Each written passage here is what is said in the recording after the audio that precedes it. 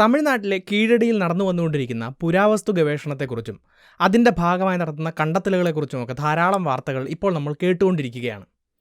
എന്നാൽ കഴിഞ്ഞ 10 വർഷമായി ഇവിടെ പുരാവസ്തു ഗവേഷണവും പഠനങ്ങളും ഒക്കെ നടക്കുന്നുണ്ടെങ്കിലും ഈ അടുത്ത കാലത്ത് ഇതുമായി ബന്ധപ്പെട്ട് ഉയർന്നു വന്ന ചില വിവാദങ്ങളുടെ ഭാഗമായിട്ടാണ് ഈ വാർത്തകളൊക്കെ മെയിൻ സ്ട്രീം മീഡിയയിലേക്ക് കടന്നു വരുന്നത്.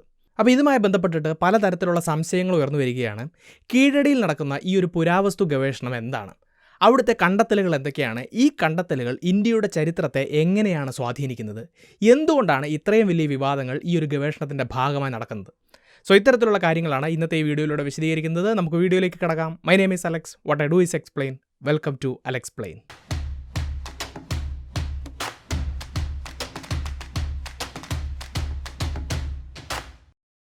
അപ്പോൾ വീഡിയോയിലേക്ക് കടക്കുന്നതിന് മുന്നേ നമ്മുടെ ചരിത്ര പഠനവുമായി ബന്ധപ്പെട്ട് വളരെ ഇമ്പോർട്ടൻ്റ് ആയിട്ടുള്ളൊരു മേഖലയാണ് ഈ ആർക്കിയോളജിക്കൽ എക്സ്കവേഷൻസ്, സർവേ, ഫൈൻഡിങ്സ് മുതലായ കാര്യങ്ങളൊക്കെ. ഇന്നത്തെ കാലഘട്ടത്തിൽ ഈ മേഖലകളിലെല്ലാം AI-യുടെ സ്വാധീനം വളരെ വലുതാണെന്ന് നമുക്ക് കാണാം. ഈ ഒരു മേഖലയിൽ മാത്രമല്ല, ലോകത്തിലെ എല്ലാ മേഖലകളിലും AI പിടിമുറുക്കിക്കൊണ്ടിരിക്കുമ്പോൾ ആ ഒരു ടെക്നോളജിയിൽ നമ്മൾ പിന്നോട്ട് പോകാതിരിക്കുക എന്ന് പറയുന്നത് വളരെ അത്യാവശ്യമാണ്. അതുകൊണ്ട് ഈ ചാനലിലെ എല്ലാ പ്രേക്ഷകർക്കും ഞാൻ എക്സ്ക്ലൂസീവ് ആയിട്ടുള്ള ഒരു 2-day live AI training program suggest ചെയ്യുകയാണ്. വരുന്ന ശനി ഞായർ ദിവസങ്ങളിൽ രാവിലെ 11 മുതൽ വൈകുന്നേരം 7 മണി വരെയാണ് ഈ ഒരു ട്രെയിനിങ് നടക്കുന്നത്. അപ്പോൾ ശരിക്കും പറഞ്ഞാൽ 10,000 രൂപയിലധികം ഫീസ് വരുന്ന ഈ ഒരു ട്രെയിനിങ് ഔട്ട് സ്കില്ല് നമുക്ക് സൗജന്യമായിട്ടാണ് പ്രൊവൈഡ് ചെയ്യുന്നത്. അപ്പോൾ 16 മണിക്കൂർ ദൈർഘ്യമുള്ള ഈ ഒരു ഇൻ്ററാക്റ്റീവ് ലൈവ് ട്രെയിനിങ് പ്രോഗ്രാമിൻ്റെ ഭാഗമായി 20-ലധികം AI ടൂളുകൾ ഉപയോഗിച്ചുകൊണ്ട് ഒരു പ്രൊഫഷണൽ AI ടൂൾ കിറ്റ് എങ്ങനെ ക്രിയേറ്റ് ചെയ്യാം, പ്രോംപ്റ്റ് എഞ്ചിനീയറിങ്ങിനെ എങ്ങനെ മാസ്റ്റർ ചെയ്യാം, റെപ്പറ്റേറ്റീവ് ആയിട്ടുള്ള ടാസ്കുകളെ എങ്ങനെ AI ഉപയോഗിച്ച് ഓട്ടോമേറ്റ് ചെയ്യാം, ഒരു കോഡിൻ്റെ പോലും സഹായമില്ലാതെ എങ്ങനെ ഡേറ്റ അനാലിസിസ് നടത്താം, പ്രൊഫഷണൽ ആയിട്ടുള്ള പ്രസൻറ്റേഷനുകൾ, ഇമേജുകൾ, വീഡിയോകൾ മുതലായവ മിനിറ്റുകൾ കൊണ്ട് എങ്ങനെ ക്രിയേറ്റ് ചെയ്യാം, സ്വന്തമായിട്ടുള്ള AI ടൂളുകളും ഏജൻറ്റുകളും എങ്ങനെ ഡെവലപ്പ് ചെയ്യാം മുതലായ ഒരുപാട് കാര്യങ്ങൾ നമുക്ക് മനസ്സിലാക്കാൻ സാധിക്കുന്നതാണ്. ഓൾറെഡി 40-ലധികം രാജ്യങ്ങളിൽ നിന്നുള്ള 1,00,000-ലധികം പ്രൊഫഷണൽസ് ഈ ഒരു ട്രെയിനിങ് അറ്റൻഡ് ചെയ്തു കഴിഞ്ഞു. ഇനി നിങ്ങൾ ടെക്ക്, പോളിസി, മാനേജ്മെൻറ്റ്, ബിസിനസ് ഇങ്ങനെ ഏത് മേഖലയിൽ ജോലി ചെയ്യുന്നവരായിക്കൊള്ളട്ടെ, നിങ്ങൾക്ക് എല്ലാവർക്കും ഈ ഒരു ട്രെയിനിങ് ഒരുപോലെ ഉപകാരപ്രദമായിരിക്കും. ഒരു കാര്യം ഓർമ്മിപ്പിക്കുകയാണ്, വളരെ ലിമിറ്റഡ് ആയിട്ടുള്ള സീറ്റുകൾ മാത്രമേ അവൈലബിൾ ആയിട്ടുള്ളൂ. അത് വേഗം തന്നെ ഫില്ലായിക്കൊണ്ടിരിക്കുകയാണ്. നിങ്ങൾക്കിതിൽ ജോയിൻ ചെയ്യാൻ താല്പര്യമുണ്ടെങ്കിൽ അതിന് വേണ്ടിയിട്ടുള്ള ലിങ്കുകളും കാര്യങ്ങളും ഞാൻ ഡിസ്ക്രിപ്ഷനിലും പിൻഡ് കമൻറ്റിലും കൊടുക്കുന്നുണ്ട്. ഇതിൻ്റെ ഭാഗമായിട്ടുള്ള വാട്സാപ്പ് ഗ്രൂപ്പിൽ ജോയിൻ ചെയ്യുകയാണെങ്കിൽ നിങ്ങൾക്ക് കൃത്യമായിട്ടുള്ള അപ്ഡേറ്റുകൾ ലഭിക്കുന്നതായിരിക്കും. തീർച്ചയായിട്ടും ചെക്കൗട്ട് ചെയ്യുക. നമുക്ക് വീഡിയോയിലേക്ക് തിരിച്ചു വരാം. അപ്പോൾ ആദ്യം തന്നെ നമുക്ക് ഈ കീഴടിയിൽ നടക്കുന്ന ഖനനത്തിൻ്റെയും ഗവേഷണത്തിൻ്റെയും ഒരു ടൈം ലൈൻ മനസ്സിലാക്കാൻ വേണ്ടി ശ്രമിക്കാം. അപ്പോൾ 2013 ആർക്കിയോളജിക്കൽ സർവേ ഓഫ് ഇന്ത്യ തമിഴ്നാട്ടിലെ വൈഗൈ നദിയുടെ പരിസര പ്രദേശങ്ങളിലുള്ള ഏകദേശം 293 ആർക്കിയോളജിക്കൽ സൈറ്റുകൾ ഐഡൻറ്റിഫൈ ചെയ്യുകയും അവിടെ ഖനനം നടത്താൻ വേണ്ടി തീരുമാനിക്കുകയും ചെയ്യുന്നത്. അപ്പോൾ ഈ സൈറ്റുകളിലെ വളരെ പ്രധാനപ്പെട്ട ഒരു ഏരിയയായിരുന്നു ഈ കീഴടി എന്ന് പറയുന്നത്. തമിഴ്നാട്ടിലെ പ്രസിദ്ധമായിട്ടുള്ള മധുരയിൽ നിന്നും ഏകദേശം 12-13 കിലോമീറ്ററുകൾ മാറിയാണ് ഈ ഒരു സ്ഥലമുള്ളത് എന്ന് കാണാം. പ്രധാനമായിട്ടും തെങ്ങുംതോപ്പുകളൊക്കെ നിറഞ്ഞിരുന്ന ഈ ഒരു പ്രദേശത്ത് നിന്നും പണ്ട് മുതലേ ആളുകൾക്ക് കുഴിയെടുക്കുമ്പോൾ ചരിത്രപരമായിട്ടുള്ള പാത്രങ്ങളും അതുപോലെയുള്ള അവശിഷ്ടങ്ങളും ഒക്കെ കിട്ടുന്നതിനുള്ള റിപ്പോർട്ടുകൾ പുറത്തു വരുന്നുണ്ടായിരുന്നു.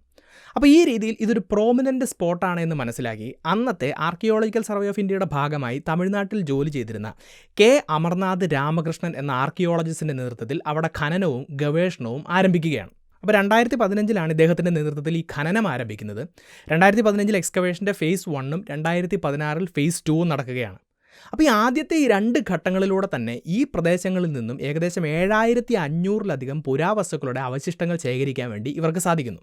അപ്പോൾ ഈ പുരാവസ്തുക്കളെല്ലാം അത് ഏത് കാലഘട്ടത്തിൽ നിന്നുള്ളതാണ് എന്ന് മനസ്സിലാക്കണം. അപ്പോൾ അതിനു വേണ്ടിയിട്ട് റേഡിയോ കാർബൺ ഡേറ്റിംഗ്, അതുപോലെ തന്നെ ആക്സിലറേറ്റർ മാസ് സ്പെക്ട്രോസ്കോപ്പി AMS മുതലായിട്ടുള്ള പല സങ്കേതങ്ങളെയും അവർ ആശ്രയിക്കുകയാണ്. അപ്പോൾ ഈ മാർഗ്ഗങ്ങളൊക്കെ ഉപയോഗിച്ചുകൊണ്ട് ഇന്ത്യക്ക് വെളിയിലും അതുപോലെ തന്നെ ഇന്ത്യക്ക് ഉള്ളിലുമൊക്കെയുള്ള പല സ്ഥാപനങ്ങളിലും പല ലാബോറട്ടറികളിലും ഇവർ ടെസ്റ്റിങ്ങുകളൊക്കെ നടത്തുകയും അതിൻ്റെ ഭാഗമായി പല പുരാവസ്തുക്കൾക്കും 200 BCE വരെ പഴക്കമുണ്ടെന്നും ചിലതിനൊക്കെ 580 BCE വരെ പഴക്കമുണ്ടെന്നും ചില ചാർക്കോൾ അവശിഷ്ടങ്ങൾക്ക് 800 BCE വരെ പഴക്കമുണ്ട് എന്നും ഇവർ കണ്ടെത്തുകയാണ്.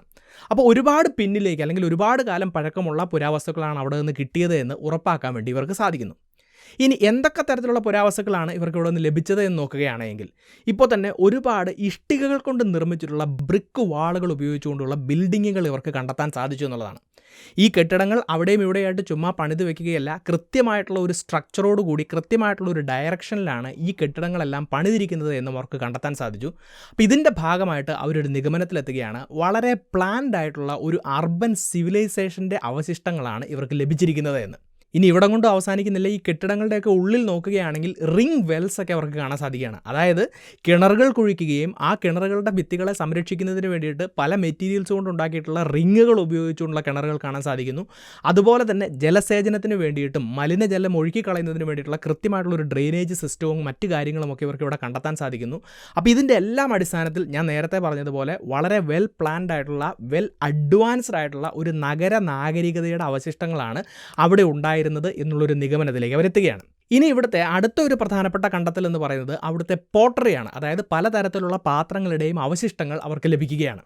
ഇപ്പോൾ തന്നെ നോക്കുകയാണെങ്കിൽ പല തരത്തിലും പല രൂപത്തിലും പല നിറത്തിലുമുള്ള പാത്രങ്ങളുടെ അവശിഷ്ടങ്ങൾ ലഭിക്കുന്നു. Black and red ware, black ware, black polished ware, red ware, ഇങ്ങനെ പലതരത്തിലുള്ള പാത്രങ്ങൾ അവർക്ക് ലഭിക്കുന്നു എന്ന് മാത്രമല്ല 1100 ഡിഗ്രി സെൽഷ്യസ് താപനിലയിലെത്തുന്ന ചൂളകളിലാണ് ഇത്തരത്തിലുള്ള പാത്രങ്ങൾ നിർമ്മിച്ചെടുത്തത് എന്ന് കണ്ടെത്താൻ സാധിക്കുന്നു. അതുകൊണ്ട് തന്നെ പോട്ടറിയുമായി പാത്ര നിർമ്മാണവുമായി ബന്ധപ്പെട്ടിട്ടുള്ള ഒരു വ്യവസായം തന്നെ അവിടെ നിലനിന്നിരുന്നു എന്നുള്ളൊരു നിഗമനത്തിലേക്ക് എത്തുകയാണ്.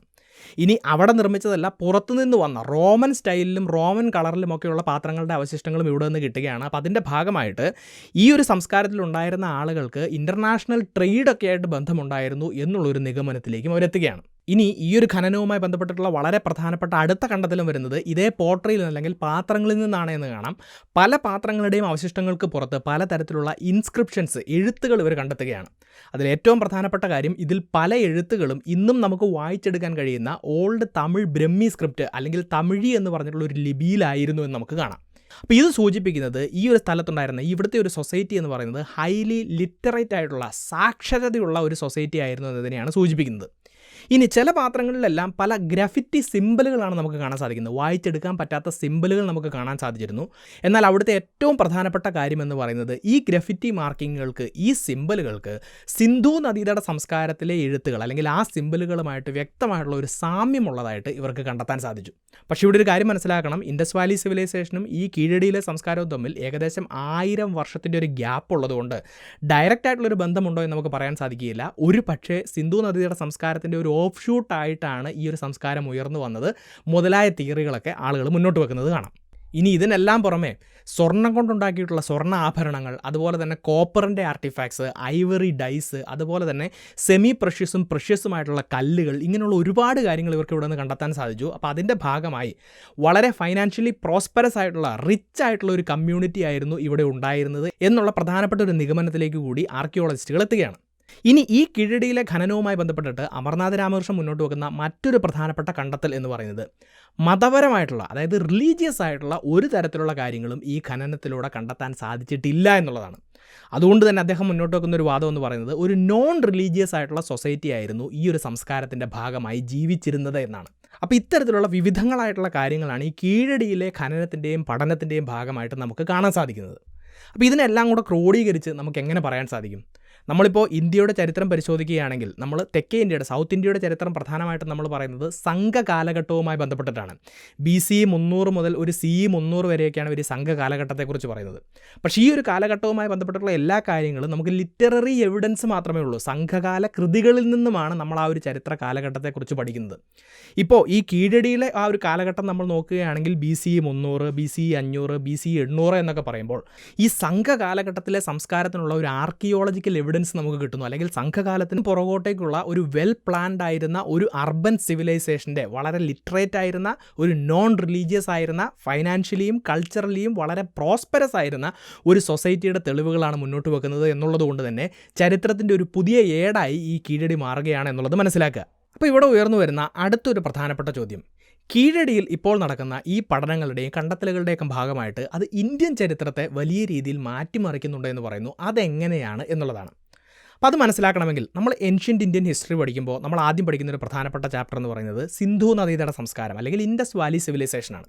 ഇൻഡസ് വാലി സിവിലൈസേഷൻ നല്ല രീതിയിൽ ഫ്ലറിഷ് ചെയ്യുന്നു. അതിനുശേഷം അതിനൊരു ഡിക്ലൈൻ ഉണ്ടാകുന്നു. അതിന് പല കാരണങ്ങൾ, പല തിയറികൾ ആളുകൾ മുന്നോട്ട് വെക്കാറുണ്ട്. അതിൽ ഏറ്റവും പ്രോമിനൻ്റ് ആയിട്ട് പറയുന്നത് ആര്യന്മാരുടെ കടന്നുവരവോടുകൂടി ആ ഒരു സംസ്കാരം ഇല്ലാതായി എന്നാണ്. എന്നാൽ മറ്റൊരു തിയറി പറയുന്നത് അത് ക്ലൈമറ്റ് ചേഞ്ചിൻ്റെ ഒക്കെ ഭാഗമായിട്ട് അവിടെ നിന്ന് ആളുകൾ ഇന്ത്യയുടെ മറ്റൊരു ഭാഗത്തേക്ക് കുടിയേറി എന്നാണ്. എങ്ങനെ പോയാലും ഇൻഡസ് വാലി സിവിലൈസേഷന് ശേഷം ഏൻഷ്യൻ്റ് ഇന്ത്യൻ ഹിസ്റ്ററിയുടെ അടുത്ത ചാപ്റ്ററായിട്ട് നമ്മൾ പഠിക്കുന്നതാണ് വേദ കാലഘട്ടം എന്ന് പറയുന്നത്.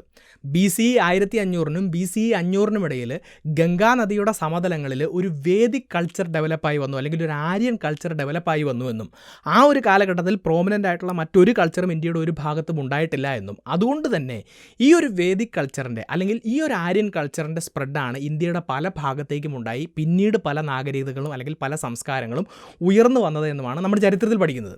എന്നാൽ ഇപ്പോൾ ഈ കീഴടിയിലെ പഠനങ്ങൾക്കും കണ്ടെത്തലുകൾക്കും ശേഷം വേദകാലഘട്ടത്തിൻ്റെ അതേ കാലഘട്ടത്തിൽ തെക്കേ ഇന്ത്യയിൽ BCE 800, BCE 600, BCE 300 പോലെയുള്ള കാലഘട്ടങ്ങളിൽ വളരെ അഡ്വാൻസ്ഡ് ആയിട്ടുള്ള ഒരു സൊസൈറ്റിയും അവരുടെ സംസ്കാരവും ഉയർന്നു വന്നിരുന്നു എന്നുള്ളത് വളരെ പ്രധാനപ്പെട്ട ഒരു കണ്ടെത്തലാണ്.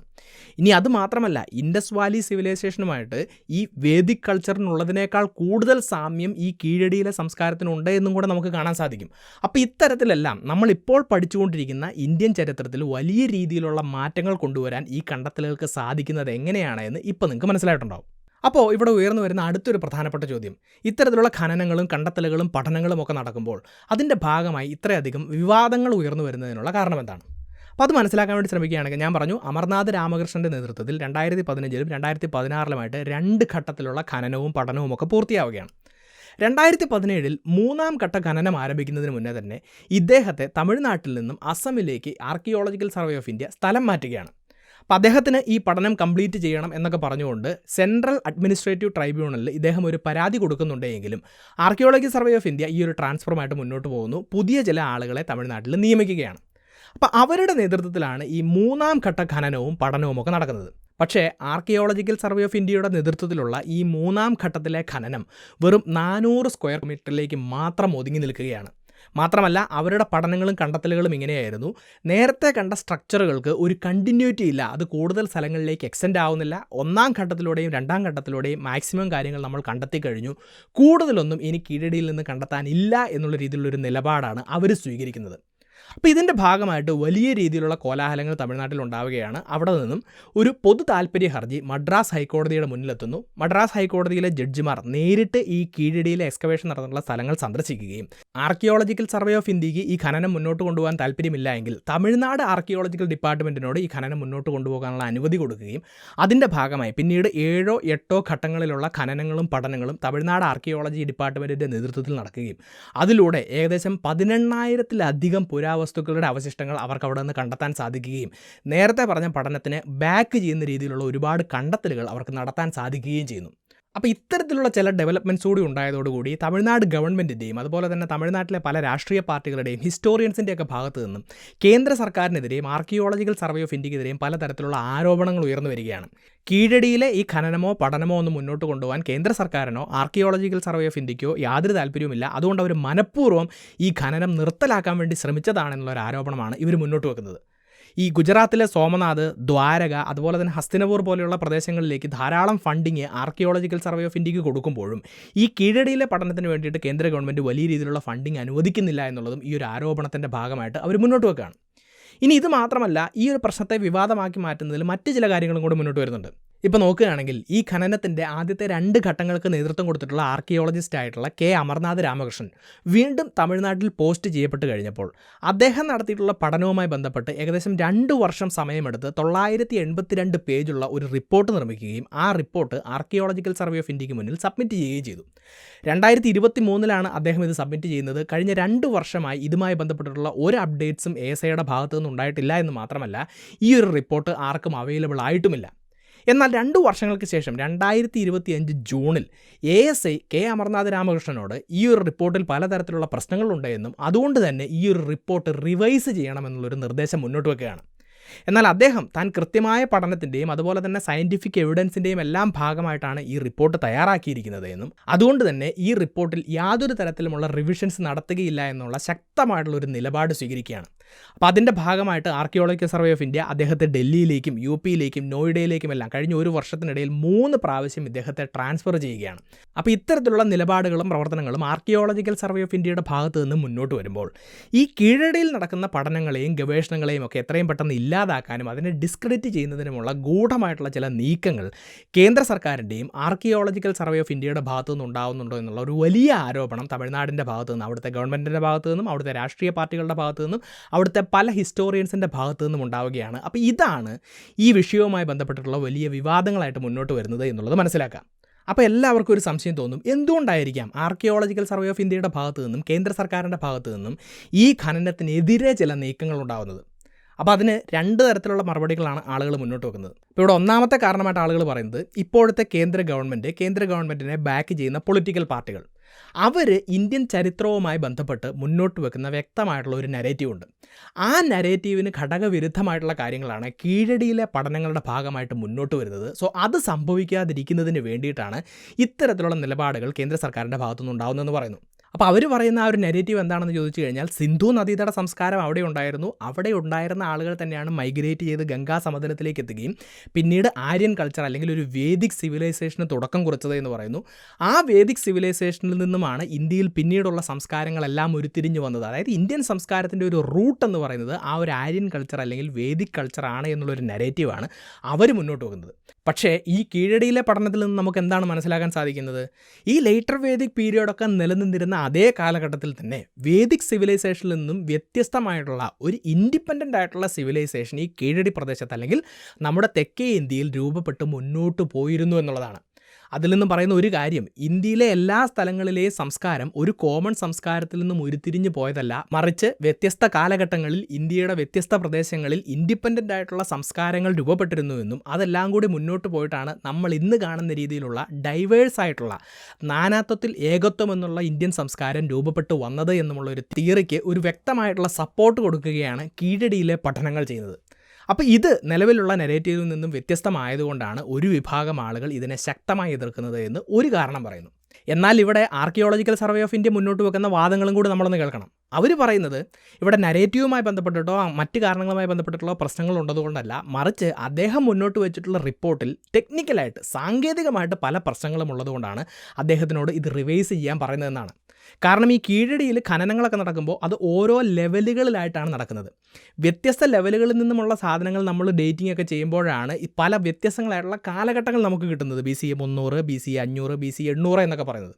അപ്പോൾ അദ്ദേഹം ഒരു കാലഘട്ടത്തിൽ നിന്നുള്ള തെളിവായിട്ടൊരു സാധനം മുന്നോട്ട് വെക്കുമ്പോൾ അത് ഏത് ലെവലിൽ നിന്നുമാണ് എന്ന് കൃത്യമായിട്ട് മെൻഷൻ ചെയ്യുന്നില്ല. അത്തരത്തിലുള്ള ടെക്നിക്കലായിട്ടുള്ള പ്രശ്നങ്ങൾ ഉള്ളതുകൊണ്ടാണ് ഇത് റിവൈസ് ചെയ്യണമെന്ന് പറയുന്നതെന്നാണ് ആർക്കിയോളജിക്കൽ സർവേ ഓഫ് ഇന്ത്യ പറയുന്നത്. സോ ഇത്രയും കാര്യങ്ങൾ കേട്ടതിൽ നിന്നും കീഴടിയിൽ ഖനനത്തിൻ്റെയും പഠനത്തിൻ്റെയും ഒക്കെ ഭാഗമായി എന്താണ് സംഭവിക്കുന്നത്, കീഴടിയിലെ ഫൈൻഡിങ്സിൽ നിന്നും ഇന്ത്യൻ ചരിത്രത്തിൽ തന്നെ വലിയൊരു മാറ്റം ഉണ്ടാവുമെന്ന് പറയുന്നതിന് പിന്നിലെ കാരണം എന്താണ്, കീഴടിയിലെ പഠനങ്ങളൊക്കെ ബന്ധപ്പെട്ടിട്ട് ഇപ്പോൾ ഉയർന്നു വരുന്ന വിവാദങ്ങൾ എന്തൊക്കെയാണ്, ഇത്രയും കാര്യങ്ങൾ നിങ്ങൾക്ക് മനസ്സിലാക്കാൻ സാധിച്ചിട്ടുണ്ടെന്ന് വിശ്വസിക്കുന്നു. അതുകൊണ്ട് തന്നെ ഈ ഒരു വിഷയത്തെക്കുറിച്ചും ഈ ഒരു വീഡിയോയെക്കുറിച്ചുമുള്ള നിങ്ങളുടെ അഭിപ്രായങ്ങളും നിർദ്ദേശങ്ങളും സംശയങ്ങളും തീർച്ചയായിട്ടും നിങ്ങൾ കമൻറ്റ് ബോക്സിൽ രേഖപ്പെടുത്തുക. ഒപ്പം ഞാൻ വീഡിയോയുടെ തുടക്കത്തിൽ പറഞ്ഞിട്ടുള്ള 16 മണിക്കൂർ AI ട്രെയിനിങ്ങിനെ കുറിച്ചുകൂടി ഓർമ്മിപ്പിക്കുകയാണ്. സീറ്റുകൾ വേഗം ഫില്ലാവുന്നത് കൊണ്ട് തന്നെ എത്രയും പെട്ടെന്ന് രജിസ്റ്റർ ചെയ്യാൻ വേണ്ടി ശ്രദ്ധിക്കുക. അതിനുവേണ്ടിയുള്ള ലിങ്കുകളും കാര്യങ്ങളും ഞാൻ ഡിസ്ക്രിപ്ഷനിലും പിൻഡ് കമൻറ്റിലും കൊടുക്കുന്നുണ്ട്. ഈ ഒരു വീഡിയോ മറ്റുള്ളവർ കാണുന്നത് നല്ലതാണെന്ന് തോന്നുന്നുണ്ടെങ്കിൽ തീർച്ചയായിട്ടും നിങ്ങൾ ഈ വീഡിയോ ഷെയർ ചെയ്യുക. ഇതുപോലത്തെ നല്ല നല്ല വീഡിയോസുമായി വീണ്ടും വരുന്നത് വരേക്കും നന്ദി.